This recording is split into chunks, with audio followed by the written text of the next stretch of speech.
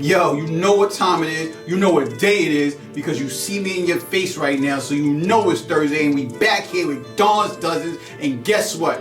I'm about to teach y'all all the spots that we used to get fresh in, so this is the Ballin' on a Budget edition. Yeah.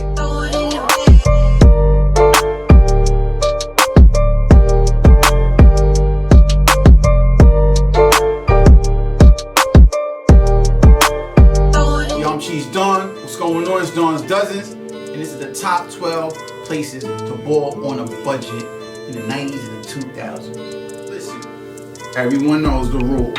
Everyone can't go. Everyone cannot go. I don't want to hear it. But nah, my mom used to take me here. Oh, I got my first Jordans here. I got this. I don't give a shit. Let me get into it. Honorable mentions goes as follows. Yellow Rat Bastard, Active Warehouse, Dr. J's, Annie Says, Sammy's Fashions, and last but not least, Vinny Styles. Back to bowling with a bag on a budget, because you can't blow your whole bag, but you gotta look fresh, you know what I'm saying? Yo, it came to me because I saw the Cameron shit with Nori. You know, some was talking about the jewels and being fresh at X, Y, and Z, and that's a fact. Some niggas is rich, some niggas get fresh. Actually, I used to get fresh from some of these stores because I always sprinkled in a bullshit moment with a high-end moment, and that's how I've always lived my life. This is my 12, alright? VIM. Back in the days, I used to keep all my Stan Smiths from here because nobody gave a shit. If you ever needed some good thermals, they always held you down. VIM, very inexpensive merchandise. If you didn't know what it stood for, that's what it stands for. Burlington Coat Factory.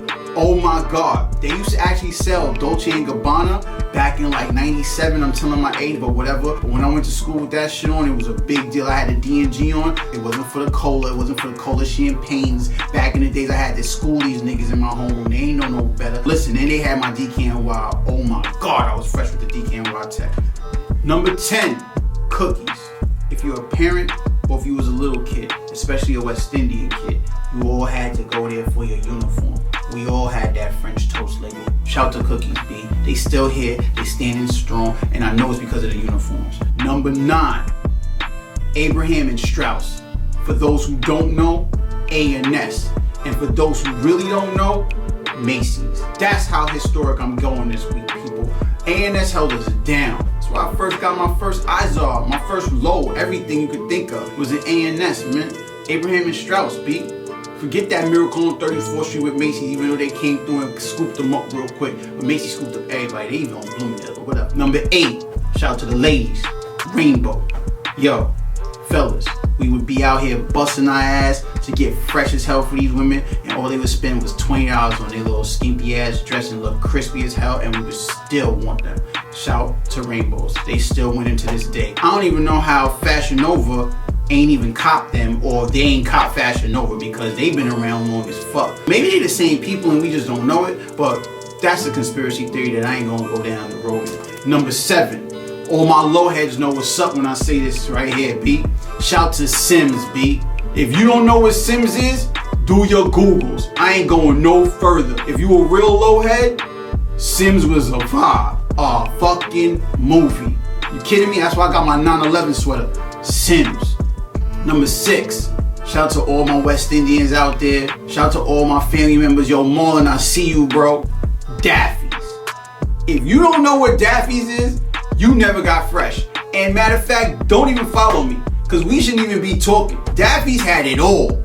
Everything. Be clear. Daffy's, we ain't talking the cartoon character. We talking the motherfucking store, people. I miss that shit with a passion.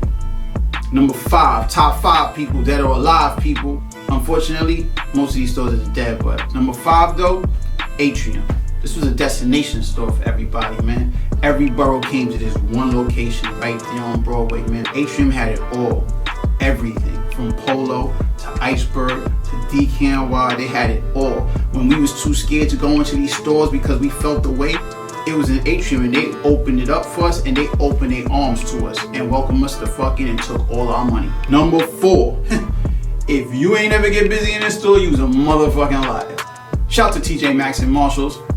They still here to this day, and I don't even have to go no further. Any white tee, any pack of 3s, whatever you needed, underwear, socks, a quick little sweatsuit, a quick little sweatpants, some swim trunks, whatever. I kind of elevated my swim trunk game, but you know the vibe. TJ Maxx and Marshalls, man. Oh, and they hold me down with HomeGoods, because that's where I get my Calvin sheets. Stop playing.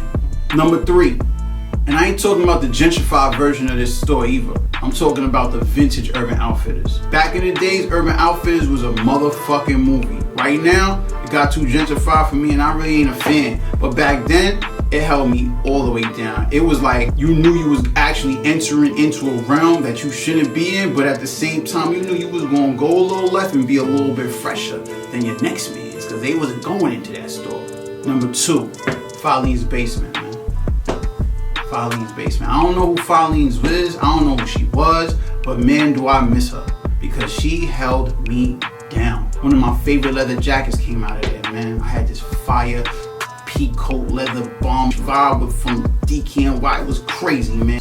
$180 just sitting there. Every time you walked into Filene's Basement, that's exactly what happened. It was just this one moment and one piece that you found, and it was just like it was waiting just for you. Number 1, man, the piece de la resistance, the store of all stores. Rest in peace, man. Fuck the pandemic. Century 21. If you ain't never shopped at Century 21, New York's best kept secret, you's a motherfucking failure. And you should not be alive. You should be going with it. Because Century 21 had it all.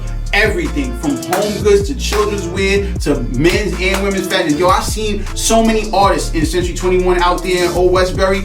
Havoc, Prodigy, rest in peace, Little Mo. I used to see Ashanti in there. I used to see LL Cool J's wife. I mean, everybody went to this fucking store. And my favorite one, Bay Ridge. Humble wins in there. Caught the crazy Fendi sweater with the F's all over it. Navy blue joint. I still got it to this day. Yo, Prada kicks, humbly, if you went on the right day. That's my list, man. I miss these stores, and some of these stores are still existing. Make sure you get to it if they still around. And if you don't know what's up, do your Googles, man. This is Ballin' with a bag on a budget. Dawn's Dozens editions. I'ma holla at y'all, man. Peace.